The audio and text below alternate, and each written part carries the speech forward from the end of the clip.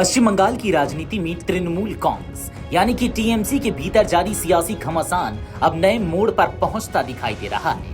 Party के कुछ विधायकों के बाद अब सांसदों के बीच भी असंतोष की चर्चा तेज हो गई है। इसी बीच टीएमसी की फायर ब्रांड नेता और जादवपुर से सांसद सायोनी घोष का नाम भी कथित बागी खेमे में सामने आने के बाद राजनीतिक गलियारों में हलचल बढ़ गई है।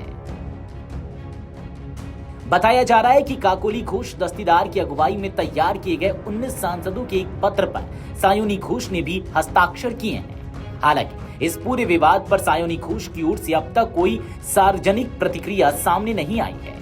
पार्टी के भीतर चल रही खींचतान के बीच सिर्फ महुआ मोइत्रा, कल्याण बैनर्जी, कीर्ति आजाद, डेरेक ओब्रायन और अभिषेक बैनर्जी के ममता बनर्जी के साथ मजबूती से खड़े होने की चर्चा है।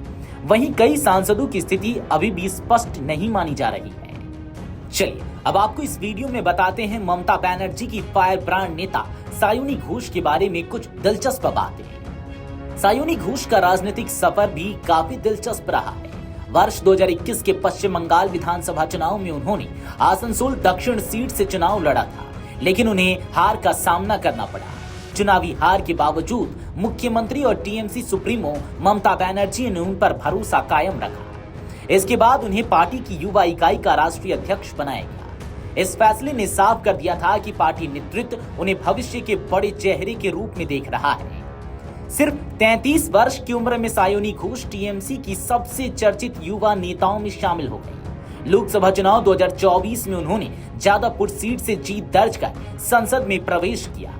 संसद के भीतर और बाहर उनके आक्रामक तेवर, भाजपा पर हमलावर बयान और पार्टी का पक्ष मजबूती से रखने की शैली ने उन्हें राष्ट्रीय पहचान दिलाई। राजनीति में आने से पहले सायोनी घोष मनोरंजन जगत का जाना पहचाना चेहरा थी। सायोनी घोष ने अपने अभिनय करियर की शुरुआत वर्ष 2010 में टेलीफिल्म इच्छे दाना से की थी। इसके बाद उन्होंने नोटोबोर, नॉट आउट, अराजिता, प्रलय और शत्रु जैसी फिल्में और टीवी परियोजनाओं में काम किया। अभिनय के साथ साथ उन्होंने पार्श्व गायिका के रूप में भी अपनी पहचान बनाई। मनोरंजन जगत से राजनीति तक का उनका सफर लगातार सुर्खियों में रहा है। इस बीच सायोनी घोष की संपत्ति को लेकर भी चर्चा तेज हो गई है। 2024 लोकसभा चुनाव के दौरान चुनाव आयोग को दिए गए उनके हलफनामे के अनुसार उनकी कुल घोषित संपत्ति लगभग 91.9 लाख रुपए है।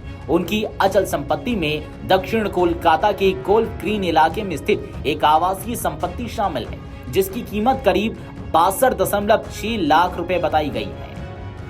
वहीं चल संपत्तियों में बैंक खातों में जमा राशि, बीमा पॉलिसियां, नकदी और एक होंडा जैज कार शामिल है, जिसकी कुल कीमत करीब 29 लाख रुपए है। हालांकि उनकी वित्तीय स्थिति का दूसरा पहलू यह भी है कि उन पर लगभग 59 लाख रुपए का कर्ज या देनदारी भी दर्ज है। टीएमसी के भीतर जारी सियासी उथल-पुथल के बीच अब सबकी निगाहें सायोनी घोष पर टिकी है।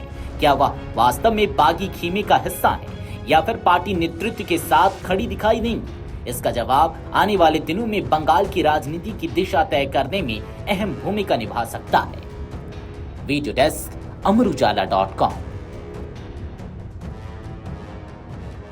अगर आप ये वीडियो YouTube पर देख रहे हैं तो हमारे चैनल को सब्सक्राइब कर बेल आइकन दबाएं और Facebook पर देख रहे हैं तो हमारे पेज को लाइक करें।